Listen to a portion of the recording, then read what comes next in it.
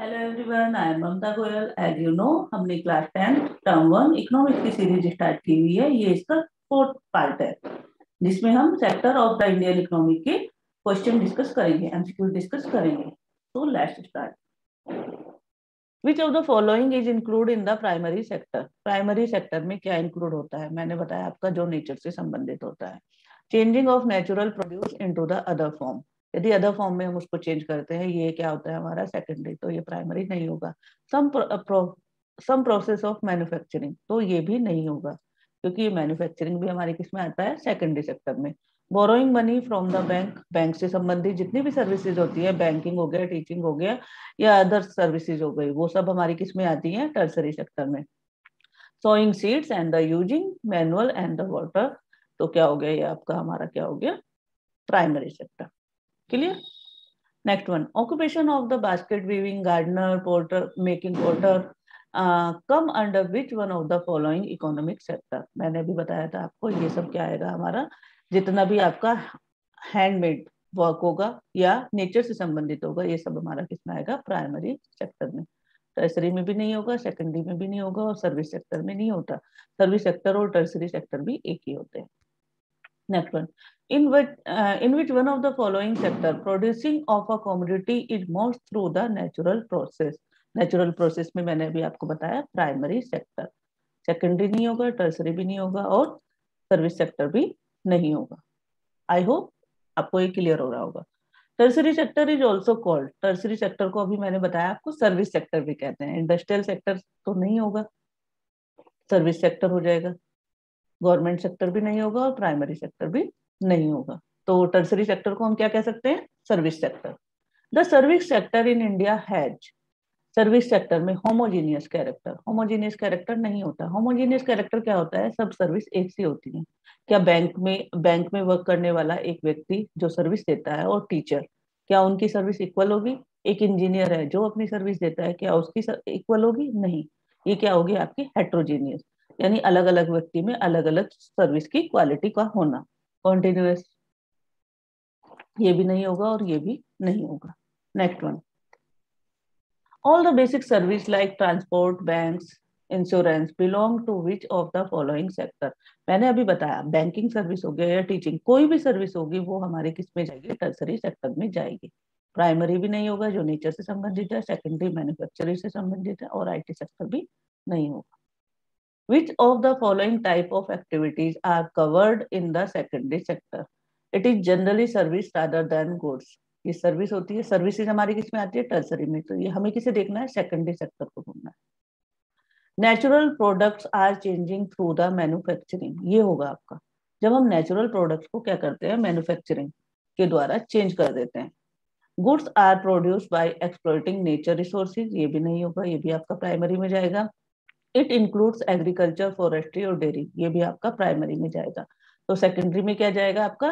Natural process are change through the manufacturing. Next one, which one of the following occupation falls in the tertiary sector.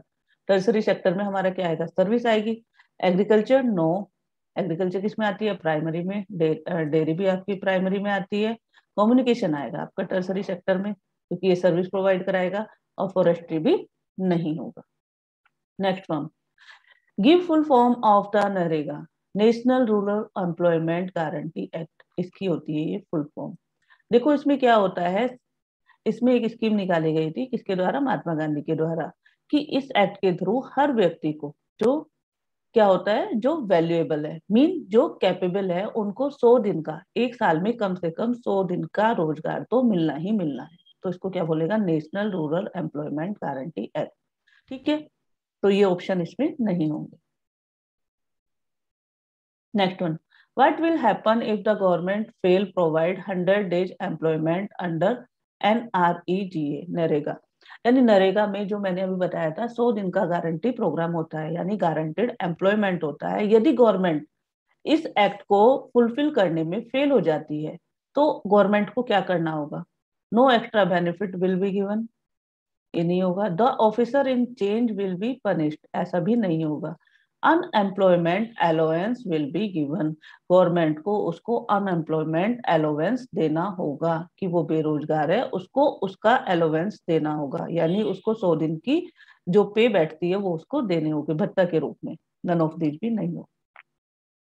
Which of the following is also called the header unemployment. Header में क्या आता है? Header unemployment क्या होता है? यानी कोई व्यक्ति अनएम्प्लॉयड है लेकिन वो दिखाई नहीं दे रहा। अंडर एम्प्लॉयमेंट नहीं होता है। डिस्कस्ड अनएम्प्लॉयमेंट ये होता है। सीजनल अनएम्प्लॉयमेंट ये भी नहीं होता है। साइक्लिकल अनएम्प्लॉयमेंट भी नहीं होता है। देखो डिस्कस्ड अनएम्प्लॉयमेंट क्या होता है, जैसे एक लैंड है, एक मतलब एक किसान के पास एक लैंड है, उसमें 10 मेंबर्स, उसकी फैमिली के 10 मेंबर्स उसमें वर्क कर रहे हैं, लेकिन उसमें नीड कितनी की है? 5 मेंबर्स या 6 मेंबर्स की। तो बचे हुए जो ये 4-5 एम्प्लॉयड होते हैं, जो व्यक्ति उसमें काम कर रहे होते हैं, जो बंदे घर के, वो होते हैं डिस्कस्ड अनएम्प्लॉयमेंट। मतलब वो दिख नहीं रहे हैं, कि वो देखने में ऐसा लगता है कि वो एम्प्लॉय हैं लेकिन वो एम्प्लॉयड नहीं होते, तो उसको क्या बोला जाता है? Discussed unemployment. मीन देखने में लगता है कि वो वहां पर वर्क कर रहे हैं लेकिन उनकी वहां जरूरत नहीं है। वो किस लिए वर्क कर रहे हैं? क्योंकि उनकी लैंड है, वो उस पर वर्क कर रहे हैं, तो उनको लगता है कि चलो ठीक है। लेकिन वो किस में आ जाता है? हिडन अनएम्प्लॉयमेंट, जो बेरोजगारी हमें दिखाई नहीं दे रही है, इसको क्या बोला जाता है? Discussed unemployment.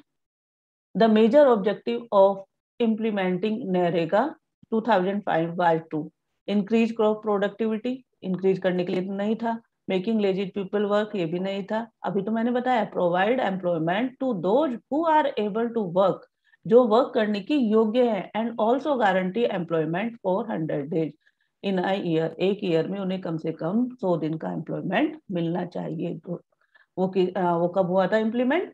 NREGA 2005 में। Provide unemployment allowance to the rural women? No.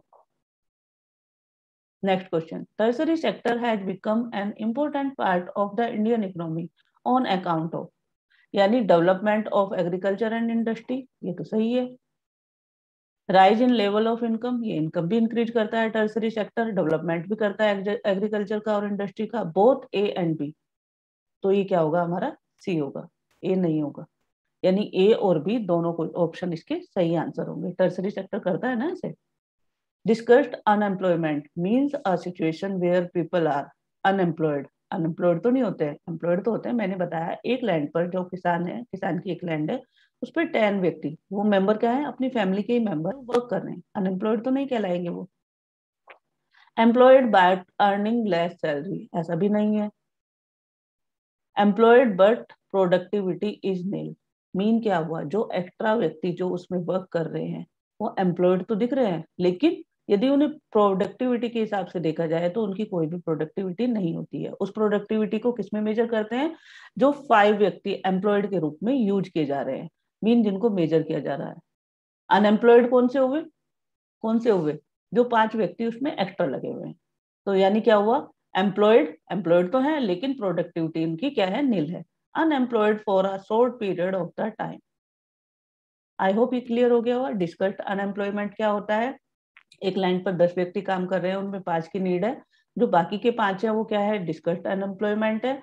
उसको हिडन अनएम्प्लॉयमेंट भी बोला जाता है। और वो क्या करते हैं? वो एम्प्लॉयड तो है लेकिन उनकी प्रोडक्टिविटी को क्या करा जाता है? नील किया जाता है। Clear?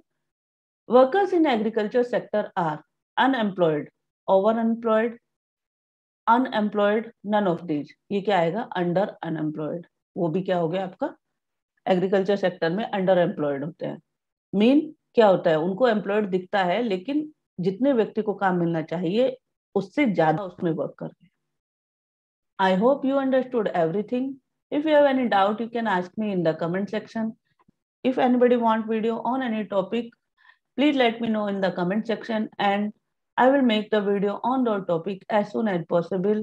Thank you for watching. Happy learning.